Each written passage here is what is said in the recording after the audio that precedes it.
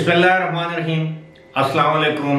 अबरार रशीद आपकी खिदमत में एक मरतबा फिर हाजिर है और आपसे दरख्वास्त है कि अगर अभी तक आपने इस चैनल को सब्सक्राइब नहीं किया तो इसे सब्सक्राइब कर लीजिए। जो बेल आइकन है उसको ज़रूर प्रेस कीजिएगा। आपका बहुत बहुत शुक्रिया। हमारे मुल्क का अलमिया देखिए कि आज इमरान खान इस्लामाबाद में आज़ादी इजहार राय यानी आज़ादी सहाफ़त के नाम पर एक सेमिनार से बतौर चीफ गेस्ट खिताब करेंगे। एक मेरे बुज़ुर्ग भी हैं और दोस्त भी हैं, हरीपुर से उनका ताल्लुक़ है, जावेद कुरैशी साहब। उनके बड़े ज़बरदस्त 3-4 माकूले हैं और एक ज़माने में उनका ये मानना था कि पाकिस्तान का अलमिया ये है कि पाकिस्तान में मुसावात की बात अदाकारा मुसरत शाहीन करती है। पाकिस्तान में जुए के खिलाफ जो वाक की जाती है रावलपिंडी में, वो उस वक्त के एक मशहूर, बल्कि मैं तो ये कहूँगा कि इनफेमस एक जवारी थे, वो उस वाक को लीड करते थे। और पाकिस्तान में बदकिस्मती से और भी बहुत सी इस तरह की बातें हैं, लेकिन एक और बात ऐसी थी कि एक उस वक्त उलमा और मशाइख काउंसिल में जो साहब एक उसके जो सीनियर रुकन थे, उनका किरदार भी बड़ा मायूब और मशकूक था। लेकिन ये भी एक अलमिया है कि दुनिया भर में जब नोबेल का पीस अवार्ड दिया जाता है या जो भी पीस प्राइज दिया जाता है, अलमिया देखिए कि वो भी ज़्यादातर ऐसे लोगों को दिया जाता है जिनके हाथ खून से रंगे हुए हैं। लेकिन उसके पीछे भी एक वजह है। उसके पीछे ये वजह है कि जिस शख्स के नाम पर एल्फ्रेड नोबेल ये इनाम, प्राइज या अवार्ड दिया जाता है, दर हकीकत वो खुद बारूद का बानी है, उसने मुअज्जिद है, उसने बारूद इजाद किया। तो हमारा अलमिया है कि अल्लाह की शान देखिए, अल्लाह की शान देखिए कि इमरान खान, वो इमरान खान जिनको गुज़श्ता साल ही रिपोर्टर्स sans फ्रंटियर, जिसको हम रिपोर्टर्स विदाउट बॉर्डर कहते हैं, एक मुस्तनद आलमी तंजीम है, फ्रांस में उसका हेडक्वार्टर है, और उस समेत दीगर अदारों ने इमरान खान को अपनी सालाना रिपोर्ट में प्रेडेटर्स, यानी अब प्रेडेटर्स हम किसे कह सकते हैं, मैं आसान अल्फाज में यही कह सकता हूँ कि वो जो कि किसी चीज़ का शिकार करने वाले जो लोग हों, यानी सहाफ़त के प्रेडेटर्स का नाम दिया गया, सहाफ़ियों का शिकार करने वाले। जिस तरह शेर शिकार करता है किसी छोटे जानवर का, इसी तरह जो चीलें या उकाब शिकार करते हैं, यानी एक ऐसा ताकतवर जानवर जो छोटी मखलूक का शिकार करता है।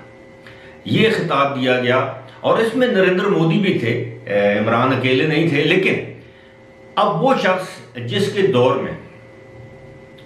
दौर में दर्जनों जर्नलिस्ट जो हैं उनको बेरोजगार किया गया, जिसके दौर में दर्जनों एंकर पर्सन्स को ऑफर किया गया। अब जिनमें मैं मोटे मोटे नाम ले लेता हूँ, यानी जिनको आप लोग जानते हैं, नुसरत जावेद हैं, हामिद मीर हैं, तलत हुसैन हैं, गरीदा फारूकी के खिलाफ क्या क्या ट्रेंड चलाए गए। इसके अलावा एक अंबर नामी खातून हैं, जर्नलिस्ट हैं, एंकर थी। इसी तरह आसमा शिराजी के साथ क्या कुछ नहीं हुआ।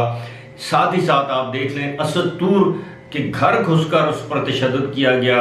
मतीउल्लाह जान को जब वो अपनी अहलिया को स्कूल उतारने गए तो वहाँ से कैसे भोंडे तरीके से अगवा किया गया। फिर रात गए, जब बहुत ज़्यादा दबाव आया तो उसको छोड़ा। इसके अलावा आप तलत हुसैन, नुसरत जावेद, हामिद मीर, इनका नाम तो मैंने ले लिए। इसी तरह कुछ अरसे के लिए रऊफ कासरा को नौकरी से निकाला गया, अमर मतीन को नौकरी से निकाला गया। बहुत से ये अब्दुल मालिक जो हैं वो उनके खिलाफ ट्रेंड्स चलाए गए। किसी अपने जो ये अबसार आलम کو مار دیا, گولی مار دی گئی, اور اس کے بعد آپ اندازہ کیجئے کہ وہ یہی ان کے جو انصافی صحافی ہیں جو پی ٹی آئی کے چندے پر یا اس وقت اس قوم کے پیسے پر پلتے تھے, وہ مذاق کرتے تھے کہ نہیں جی کچھ بھی نہیں, یہ بہانے کر رہے ہیں. اچھا یہ تو میں نے ان لوگوں کے نام لیے ہیں جو مرکزی سطح پر یا پاکستان کی سطح پر نون لوگ ہیں. اس کے علاوہ بے شمار جرنلسٹ جو ہیں ان کو قتل کر دیا گیا, آج دن تک ان کے قاتلوں کو نہیں پکڑا گیا. بے شمار ایسے جرنلسٹ ہیں جن کو ان کے دور حکومت میں, چاہے وہ پنجاب میں تھا یا خیبر پختونخوا میں تھا یا بلوچستان میں تھا, یہاں وہاں تشدد کا نشانہ بنایا گیا, جن کی آواز ہی کوئی نہیں اٹھاتا. خیر اب وہ چلے ہیں آج جناب بھاشن دینے, آزادی اظہار رائے یا آزادی صحافت, وہ کیونکہ وہ اپنے آپ کہتے ہیں میں تو بہت بڑا چیمپئن ہوں فریڈم آف پریس کا.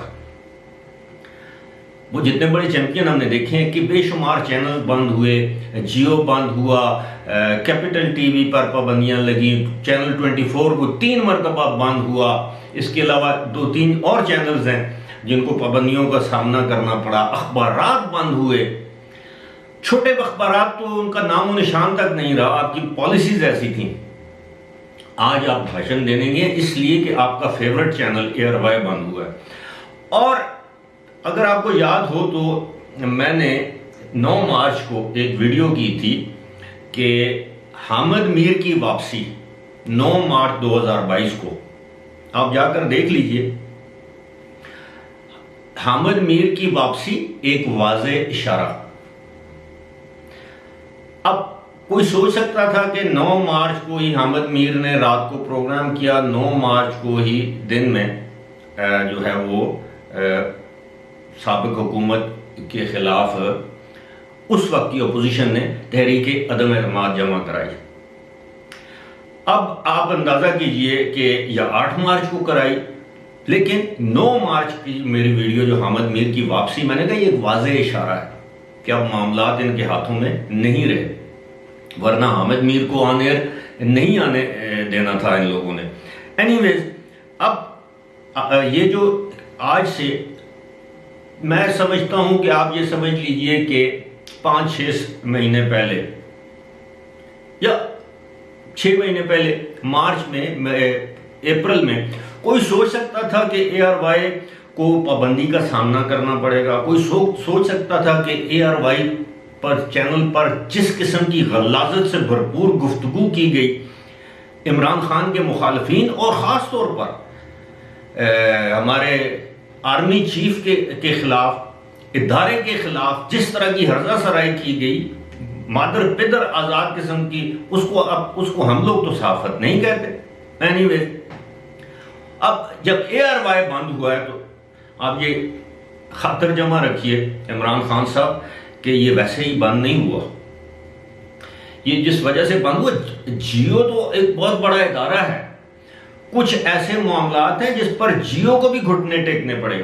اگر آپ کو یاد ہو، اور ہاں یہ ان کی صحافت، ان کے دور کا ایک اور جو جس پر ان کو تمغہ دینا چاہیے عمران خان کو، میر شکیل الرحمان کی گرفتاری. 8-9 مہینے اس شخص کو ایک ناکردہ گناہ کی سزا میں، اس لیے کہ وہ چینل آپ کی مرضی کی خبریں نہیں دیتا تھا. یہ سارا کچھ تو آپ نے کیا ہے. اب یہ جو ایئر وائی جو ہے یہ اس پر ہاتھ ڈالا گیا ہے. جیو میں اتنی طاقت نہیں تھی. آپ کو یاد ہوگا جب حامد میر پر حملہ ہوا تو اس وقت کے D G director general I S I general Zaheer ul Islam کے اوپر الزام لگا دیا حامد میر کے بھائی نے کہ جناب یہ حامد میر ہمیں بتا کر گئے ہیں کہ جی مجھے کچھ ہوا تو اس کا ذمہ دار ہی ہوگا.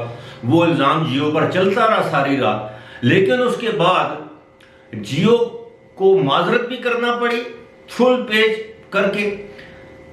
اب یہ تو ڈی جی آئی ایس آئی تھا.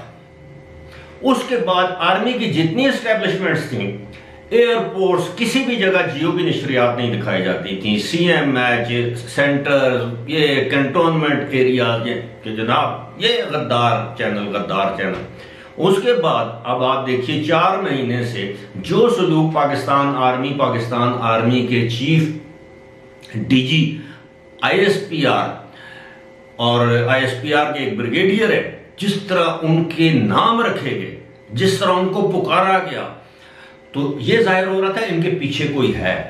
اب جو وہ پیچھے تھا اب وہ پیچھے نہیں رہا۔ تو آج ہمارے جناب ہینڈسم عمران خان کو آزادی صحافت یاد آ گئی، کیونکہ ان کی مرثیے کے جو 4-5 چمچے چیلے تھے، اب جو شخص چودھری غلام حسین کو جرنلسٹ مانتا ہے، میں تو اس کی عقل پر، اس کی فہم و فراست پر ماتم کرنے کو دل کرتا ہے۔ جو شخص صابر شاکر کو جرنلسٹ کہتا ہے، میں کہتا ہوں لعنت ہے اس کی سوچ پر۔ یہ صحافت کے نام پر ایک بدنما دھبا اور داغ ہے، اور آج چونکہ یہ ایک شخص کے ساتھ نتھی تھے، آج وہ شخص ان کے لیے جا رہا ہے۔